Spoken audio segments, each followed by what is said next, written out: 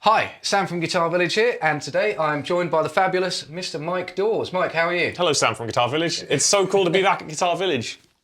Mike is an old customer of ours. Well, not too old, but you know. It's amazing to be here. None of us are getting younger. Yeah. I mean, dude, it's crazy. I bought my first, so my first ever guitar I ever had was from Guitar Village, and it was a cream Squire Telecaster that my parents very graciously got me for my 12th birthday, right? And because I was begging them for a guitar, and then when I saw it was a cream Telecaster, this is no disrespect to cream Telecaster holders and owners, but I thought that it wasn't cool because I wanted to be Slash, so I came back here and we traded it for a Tobacco Sunburst Epiphone Les Paul.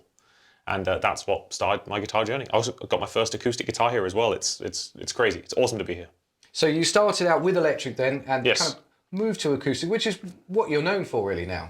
Yeah, it's a crazy journey. I guess a lot of people start on acoustic and then move to electric, but it was the other way around. I was a Slash super fan and a Green Day fan and an Iron Maiden fan and doing all that kind of, you know, all the kind of Iron Maiden licks, and then moved to acoustic. And yeah, got a Taylor 214 from upstairs, and yeah, that started the whole journey. It's a trip that this place is here and crushing it, and yeah, best guitar store ever. Oh, bless you. He's right. It's true.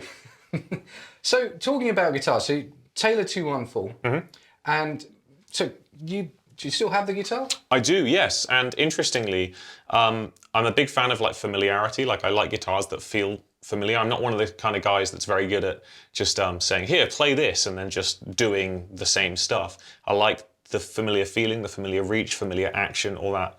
And every luthier-built guitar I've had since, every custom guitar, including this, the neck is a replica of that Taylor 214 neck. So this is the exact same specs as that first neck that I got from here, right? So every acoustic guitar I have, therefore, feels somewhat familiar. There are tiny nuances, of course. There will be if someone's making something by hand, but essentially this is a Taylor neck, pretty much. Ah, can you tell us a little bit about your guitar as well? Yeah, well, this is my pride and joy. And I've been playing this at every show I've done since about 2017. And this is my signature Mike Dawes model guitar from a German guitar maker named Andreas Kuntz. It's an unfortunate name for English speakers because it's spelled C-U-N-T-Z. Okay, German name, pronounced Kuntz. If you search for his website, I highly recommend you do. Just do it on private browsing. But they're amazing acoustic guitars. That's the reason I play it. I don't play it because everyone can obtain one. They're quite hard to get because he has to make one for you. I think Tom Ann stock a few of these if you want to jump the queue. But they're insane for so many reasons. I mean, the top is a 38-year-old Sitka spruce top. It's incredibly cool. Indian rosewood back and sides. If you'll notice, I mean, other than the very cool and unique headstock design, it's a very striking design. Something cool about it is that the strings don't actually bend here. Okay. The strings all go straight. And that really helps with the tension. I'm changing tunings a lot and going quite low with some strings, and it really helps maintain that tension. Much more effective than a fan fret in my experience, actually, just having no breakpoint here.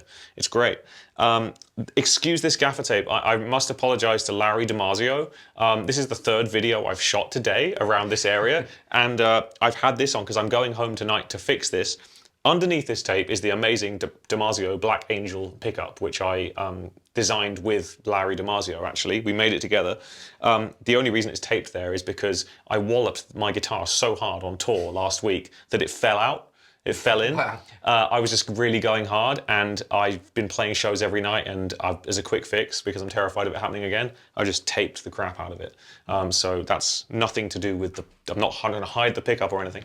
But the guitar itself, yeah, quilted maple bindings, reinforcement here for the percussion, so it's actually very sturdy there for that. That's something I was going to ask you about. So in terms of the percussion, does the pickup, the DiMarzio pickup, capture that as well? So this one doesn't, but this one does. So under here is the main sound. And actually, I've just stuck a mono guitar cable in. I have 4 pickups, but right now we're just taking one, which is the DiMarzio Black Angel under saddle, right? So this is actually a bridge plate pickup that's in here stuck under the bridge. And that will pick up some of the percussion because it's picking up the vibrations, right? This one only picks up the strings, right? Because it's a sample pickup, just like an electric guitar. If you knock an electric guitar, you don't really hear that knock, right? But the cool thing about that is you can put guitar effects on it that are designed for electric guitar, and they sound wicked because it's essentially an electric guitar pickup. So I can play with distortions and, like, you know, octaves and all kinds of crazy stuff, high gain stuff that would sound awful on a piezo. So you get the best of both worlds on this guitar.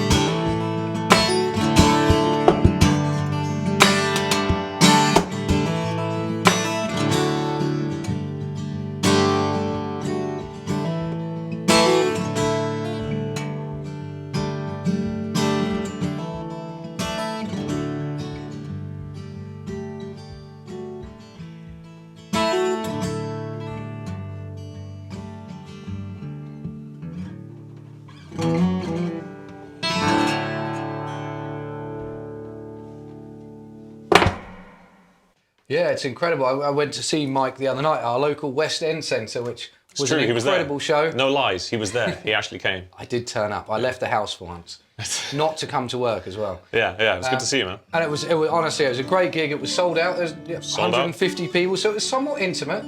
Yeah, it was the good old Westie. One of the first gigs I ever played in my life was at the Westie, so it was like a little homecoming. It was like the local boys come home kind of gig, which is just a fun vibe. Big old piss up afterwards, which was lovely. Excuse my French, sorry. Sorry, Mum. It's one of those things I think you have to do after a gig, isn't it? But it's great, actually. I used to go to the West End Centre a lot as a kid, and it's nice actually going through the front door and getting a ticket rather than kind of sneaking in the back with the bands. You know what, venues like this you've got to support because they're really the pillars of the community. I used to live in this area and I know how important that venue is to the people around here. It's so important for people like myself who tour and play shows. And, you know, during COVID and all of that, you know, for the touring acts and for the venues, it was hard for everyone, obviously, but they really struggled because it was just, you know, it was the sort of first thing to close and the last thing to open, you know what I mean? Like live events. So it's awesome to see them doing well. And the sound system in that room is massive. Did you see the subs at the side of the stage? Absolutely, they are huge mega, in there. Yeah, I'm used to going to punk shows there when I was a teenager. It's cool to play an acoustic show there. But the show was great. You had a support. Max was supporting. Yeah. Max Hobbs opened up, which is really cool. Cool to meet him. He's doing some great stuff online, so you should definitely check him out. And just wrapping up a little mini run of Hampshire shows that I was able to squeeze in between 2 other tours, which has been really, really nice. Yeah, actually, so tour schedule. You've just come off tour, effectively. Yeah, so I just finished my first proper like East Coast America headline tour, which was awesome. It was lots of shows were sold out. Every show was packed, you know, which is just so crazy to think, you know, like I'm from Guitar Village, you know, and then you go to America and play in these theaters. It was just like an absolute blessing. And I don't take it for granted at all. A large part of that audience has come from, you know, just putting music and videos online. It's come from my work with Tommy Emmanuel, my work with Justin Hayward from the Moody Blues.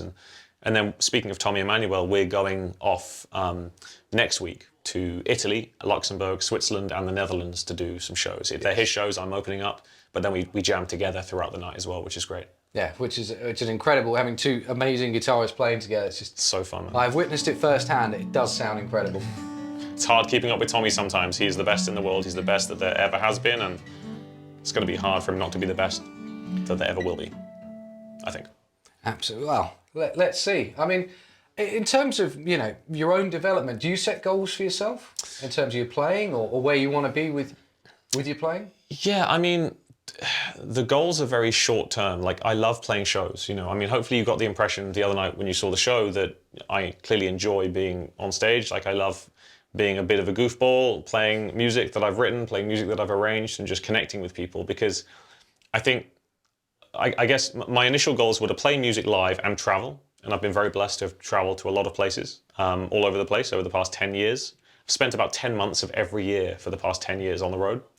But at the same time, there's something special when you can reach people with a live show. What you touch them in a different way than you do online. You know, someone can be sat on the toilet scrolling and look at a 5-second clip and enjoy it. But when they're in the room and it's the atmosphere and they're by the vibrations of the speakers and they're in your world for, you know, 2 hours or whatever it may be, it's a really special thing. And I hate to say it's like a drug because, you know, I don't want to have any negative connotations about it, but it's certainly addictive. And my goal is to keep playing live and just trying to spread joy. That's the goal. Absolutely. Spread joy and play guitar. So you also have your own YouTube channel as well, don't you? You do Absolutely. really well off. You've got, you know, a few of your songs on there. You've got some covers on there too. Yeah. There's you know, I've been doing the YouTube thing, but obviously the touring gets in the way of that a bit. I guess going back to talking about goals, I do want to be more active online and, you know, maybe cut some of the touring out. I'm noticing I'm missing time with family, friends, you know, my girlfriend, things like that. That stuff's important, you know, and you can't be on the road all the time. So I will be doing a lot more videos. I'm working on a new album. I'm releasing a lot more music this year. But the YouTube channel is hopefully in the description of here. And yeah, there's a lot of stuff to come. Some videos I think you guys will really enjoy. I'm going over to Iceland to shoot a mega epic, for example, as well as some very surprising pieces of content as well. Content is the word, isn't it? We'll certainly look out for that then. So you've got tour lined up with Tommy. Where you're going to be opening, you're going to do some of your own stuff, Tommy's going to do some of his stuff, and then, you know, a little bit of a collaboration. Yeah, they're very much Tommy Emmanuel shows. You know, I'm Tommy's opener. It's certainly not a duo show or anything like that, but I do play for a decent amount of time, you know, like 45-minute set or something. How do you find it differs playing by yourself? Because you cover a lot of ground with just one guitar. You know, you've got the percussive sounds, you know, you kind of cover some of the bass parts as well, the chord shapes, melodies, things like that, all in one, plus tapping on top. How do you find that differs from playing with someone else? Do you have to do the same amount? Well, so with, this kind of guitar style, I often demonstrate using this kind of extract where you can play the bass with your thumb, you play the guitar with your hand, you play the drums with your other hand. So you're kind of covering a lot of bass. You can get some melody on top.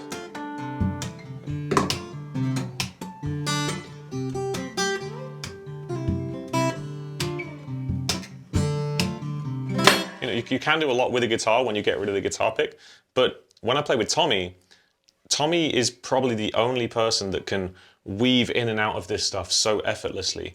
I do pull back a little bit, but honestly, I don't have to. He only ever adds what the song needs. So some songs we play, I'm doing stuff like this, you know, I'll be playing a whole kind of rhythm, bass, chord thing. Obviously, some of you will recognize Jump. But Tommy will always find something to play that's missing.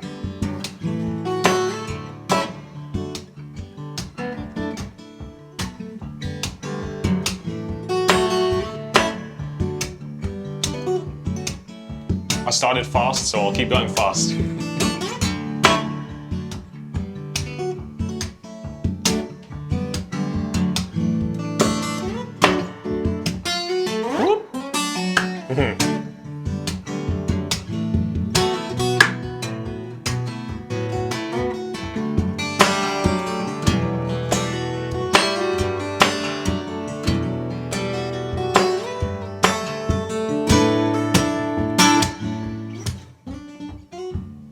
You didn't jump. But yeah, like... that was incredible. Thanks, man. Well, you know, I love that kind of thing, that all-encompassing playing style. But when you do play with Tommy, you know, it's so hard to describe, but it works so well. And we actually recorded a record together that's that kind of stuff. Called this is Accomplice Volume 3. Accomplice 3, yeah. So Accomplice 3, we recorded in LA. Everything, I think, pretty much was all one take, straight through. Which is crazy for a millennial to do one take. You know, it's very old school, and it's amazing, man. It's amazing to I feel like you've done a real record that's really a moment captured, no nonsense, no funny business, just two guys playing. And I think if you listen to that record, it's online, Spotify, all that stuff. It's all free streaming. Then if you like that, then you'll like the shows. You know. Absolutely. So Can we talk a little bit? So you do some, you have a guitar course effectively for anyone who wants to learn how to play your style, which, you know, it's some dedication, but the course is like 9 hours long, let's say. That's true, yeah. Well, you've done your research, man. Yeah, well, I do have a few courses online that are a little shorter with a company called TrueFire. They're online, but and there's some free content out there as well. But my real pride and joy is it's actually with Jamplay. But I produced this into these physical gift boxes. The initial thought process was people are always asking questions like, how do you get these percussive sounds? How do you get these grooves? How do you do all that stuff? The harmonics, you know, the rakes, the tapping, all that fun stuff. And it really is, you know, a lot of dedication to learn. So I was going to make 3 DVDs, right? A beginner one for 3 hours long, and an intermediate one for 3 hours, and a crazy one. But I decided to package it all together onto these gift boxes. And you can get them on my website, maybe in the description of here, I don't know. But in the gift box is a little guitar-shaped USB stick. It's super cute. It's all like branded and engraved. You put that on your computer and it's all the 9 hours, all videos, multi-camera angles, all of that. And I'm a big fan of like physical stuff. I'm not a huge fan of, you know, although I do TrueFire courses and things like that where you subscribe. I like the one and done approach where it's just like, here's my stuff. There you go, it's yours. You can give it as a gift for Father's Day or to your kids or mum or whatever. And then it's there and you can pick at it for as long as you want, you know, no stress. And yeah, people enjoy it. And I see people at shows sometimes, and they get their guitars and they play me some of the licks from it. And it's very rewarding to see that. Absolutely. And people can get these direct on your website? Yeah, my mum posts them. So it really is a family thing, man. It's a proper family business. Keep it local, you know. Anything through my website, my mum and dad literally take to their local post office. And during the pandemic, this little local post office in a village almost went out of business, and it was our little merch things that kept them going for the pandemic, which is just crazy to think. So yeah, shout out to the little West Country village post office that will remain nameless. But yeah, thanks, mum and dad. Absolutely. 1, 2, 3.